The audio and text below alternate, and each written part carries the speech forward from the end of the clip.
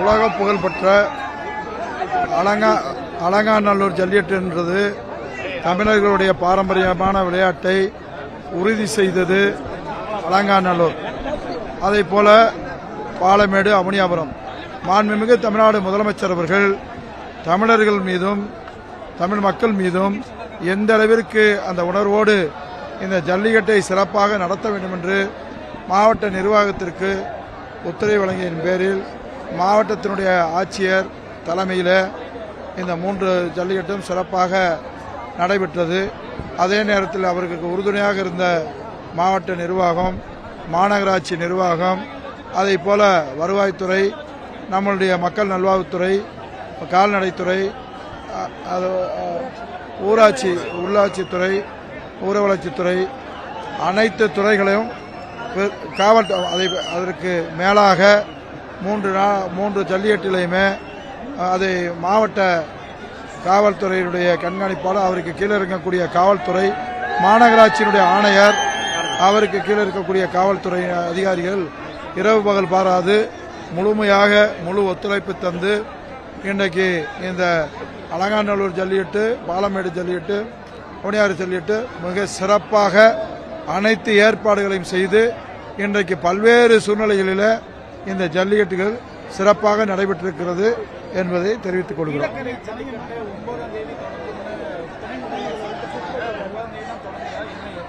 9ஆம் தேதி ஏனென்று சொன்னால் அதற்கென்று கட்டணம் நிர்ணயிக்கக்கூடிய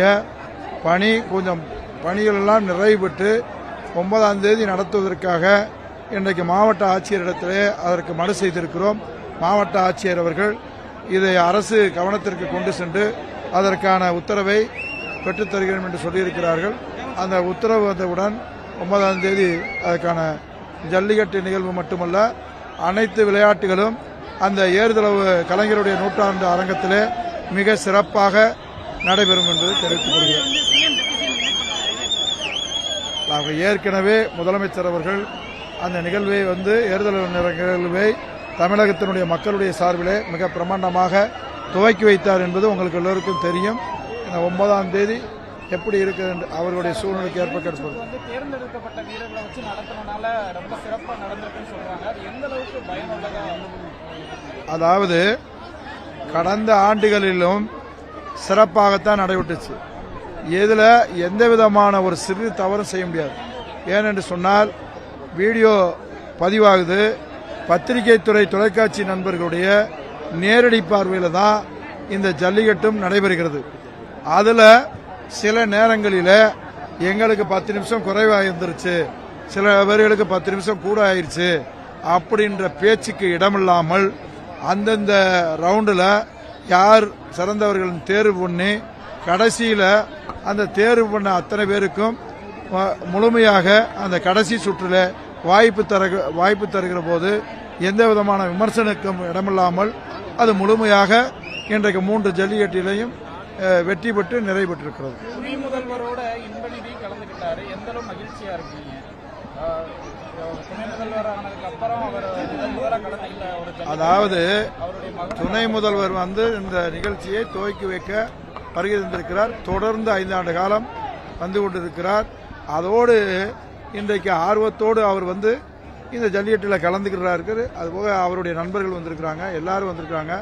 அதுபோக இன்னைக்கு ஆஸ்திரேலியாவினுடைய MP சொல்லக்கூடிய அவரும் வந்திருக்கிறாரு. பல்வேறு இன்றைக்கு நீதியரசர் வந்திருக்காங்க, பல்வேறு துறையினுடைய வந்திருக்கிறாங்க, பொதுமக்கள் வந்திருக்காங்க, எல்லா துறையினுடைய பார்வையாளர் வந்திருக்கிறாங்க. இந்த ஜல்லிக்கட்டு அலங்காநல்லூர் ஜல்லிக்கட்டு மிக சிறப்பானது, உலகம் முழுவதும் புகழப்பட்டக்கூடிய தமிழர்களுடைய பாராட்ட பெற்றக்கூடிய ஜல்லிக்கட்டு. இன்றைக்கு எல்லோரும் வந்திருப்பதை மனதார பாராட்டுவதோடு வாழ்த்துகிறதும், இன்றைக்கு நாங்கள் இங்கே இருக்கக்கூடிய மக்களுடைய நேற்றைய தினம் இருந்தார்கள், அவர்களுக்கும் மனம் நிறைவு பெற்றிருக்கக்கூடிய ஜல்லிக்கட்டாக இன்றைக்கு நாங்கள் எல்லோரும் நினைக்கிறோம்.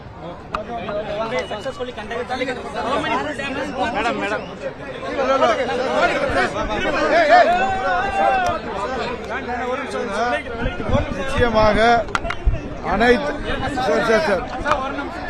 எங்களுக்கு அனைத்து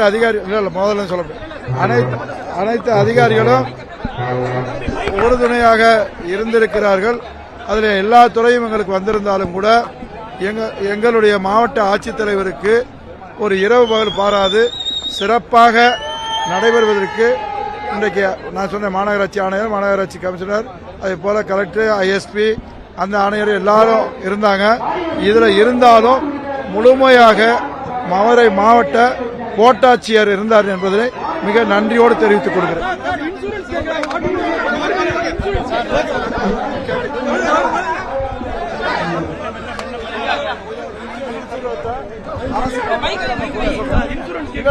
இன்சூரன்ஸ் மாடு வீரர்களுக்கு பொதுமக்களுக்கு தான் சுப்ரீம் கோர்ட் சொல்லியிருக்கு.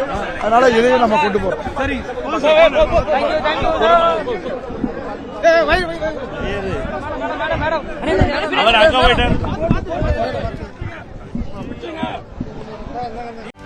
செய்திகளை உடனுக்குடனும் துல்லியமாகவும் தெரிந்து கொள்ள சப்ஸ்கிரைப் பண்ணுங்க.